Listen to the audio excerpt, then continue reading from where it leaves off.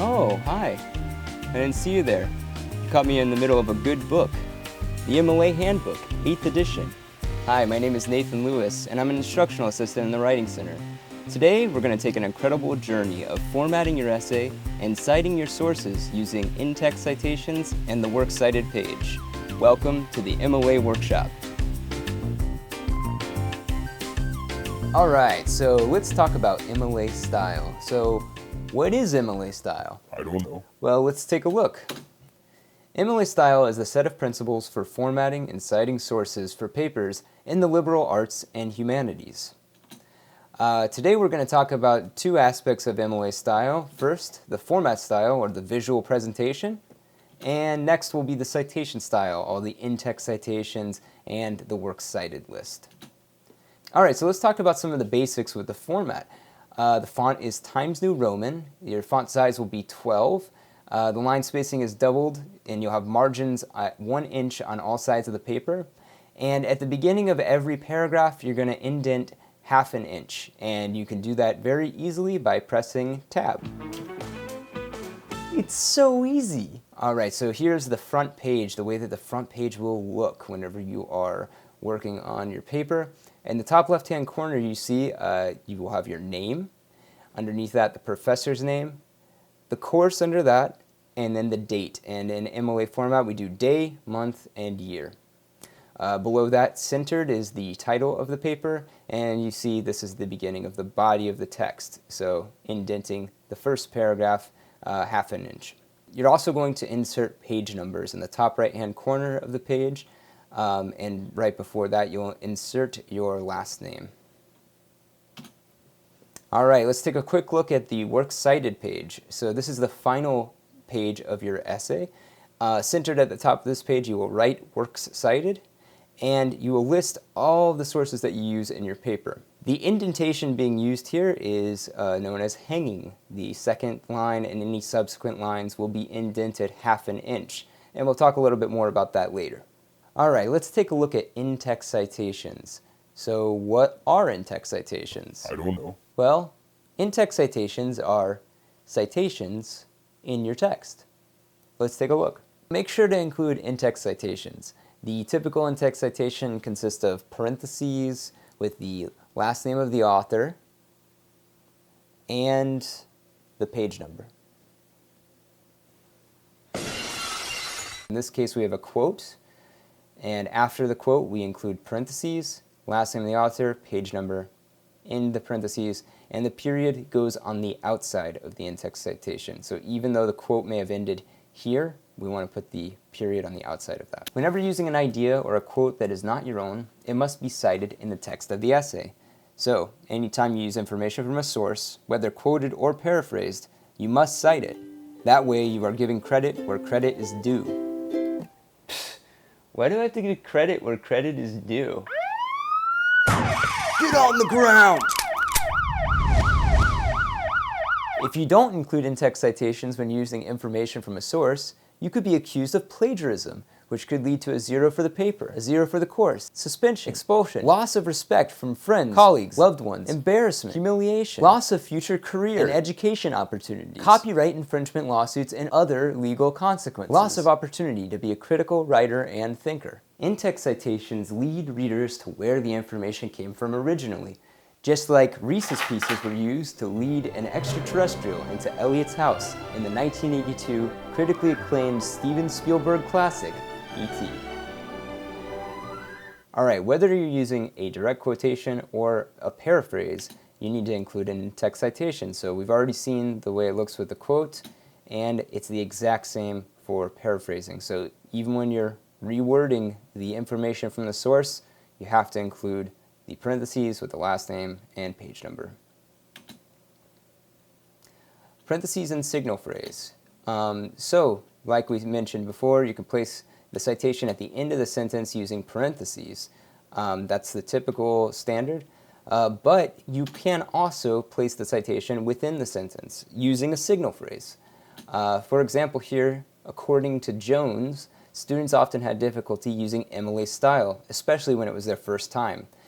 So since we mentioned Jones here at the beginning in our writing, we don't have to include it at the end in our parentheses. We only have to include the page number. Whenever you're using a quotation that's longer than 4 lines, you want to use block format. Block format it could be a little confusing, but everything in the quote will be indented 1/2 inch, and you remove the quotation marks. So the 1/2 inch indent lets the reader know that everything here is coming from a source word for word.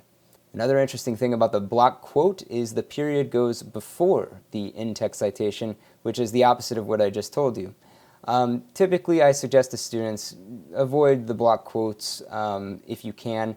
You don't want to rely too heavily on the wording of your source. So see if you can integrate it in your own way, rephrasing it, or use a smaller quote. Yeah. Here are some examples of in-text citations. When you have one author, we just do the last name and page number. When you have 2 authors, you do both last names with an and in between, and the page number follows. When you have 3 or more authors, you do the first author's last name and write et al. Et al is an abbreviation for et alia, which is Latin for and others. So you can sound very sophisticated. That's the reason why we do this. Ooh, very sophisticated. Lexington et al. We say Walker et al. To let the reader know there are other authors involved, and we include the page number there. When you have no author, you use a shortened version of the title. When citing a website, which usually has no page numbers, you just include the last name of the author. No page number required. And lastly, we come to the indirect source, which is a little confusing. The idea here is, let's say Smith wrote a book, and in Smith's book, he uses a quote from Lacan. Well, we want to give credit to both authors, so we first use a signal phrase to give credit to the author who said the quote. And then we give credit to the author who wrote the book. And the way we do that is by putting quoted in Smith, quoted in the last name of that author. And you'll see quoted is abbreviated with a period here, and just like all the other citations, we include our page number at the end. Alright, so let's go ahead and talk about the works cited page. So what is a works cited page? I don't know. Well, let's take a look. The works cited page is the last page of your essay and provides a list of all sources referenced in the body of your paper. All in-text citations must have an entry on the works cited page. Why should all in-text citations have an entry on the works cited page? The works cited page uses double spacing like everything else in the essay.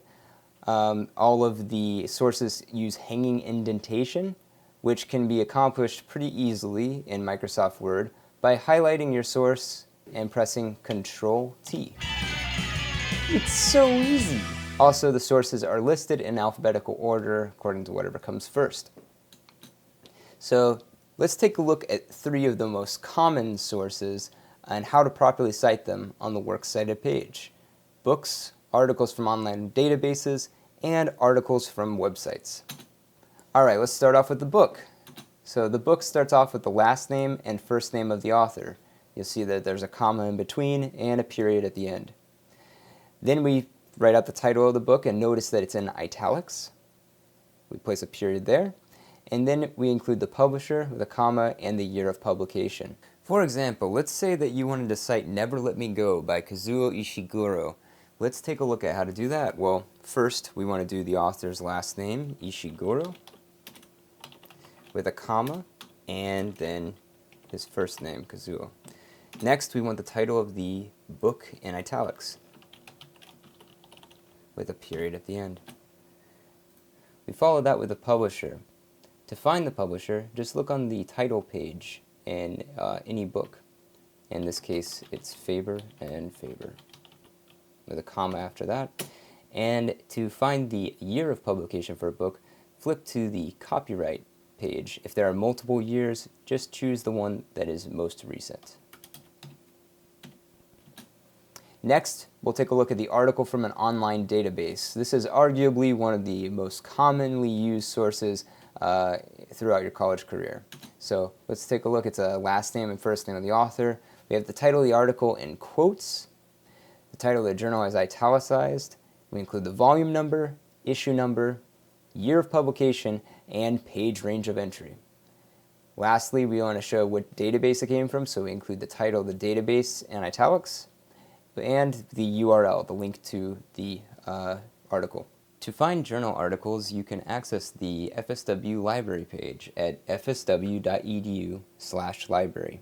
From here, you can click on Articles and Databases and log in using your student ID number and the last four of your Social Security.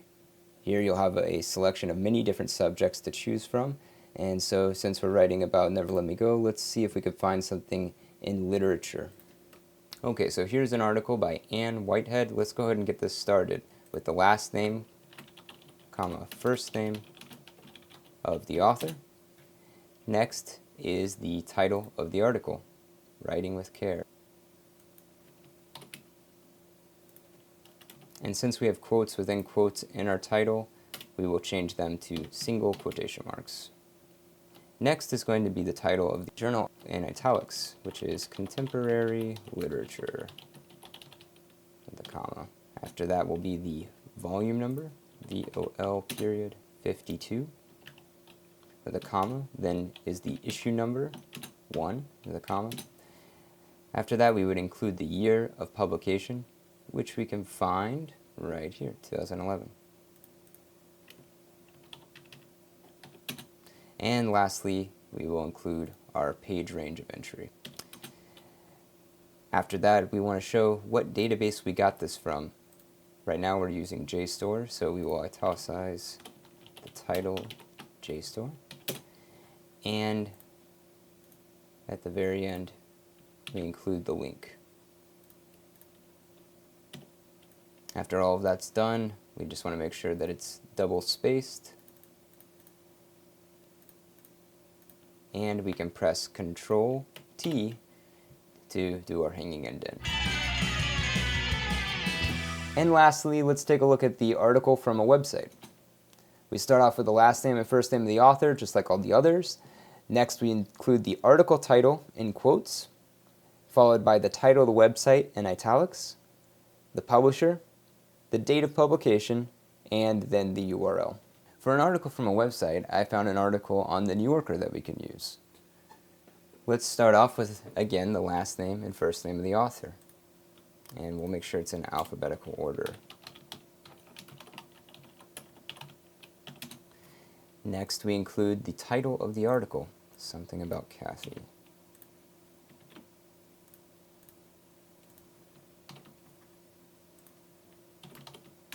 After that, we want the title of the website in italics, the New Yorker. And then we want to include the publisher. To find the publisher of a website, you can scroll to the very bottom of the page, look for the copyright information, and right after the copyright year, you should see the publisher. Next is the date of publication. But remember, dates in MLA are always presented day, month, and year. We do a comma there. And lastly, we include the URL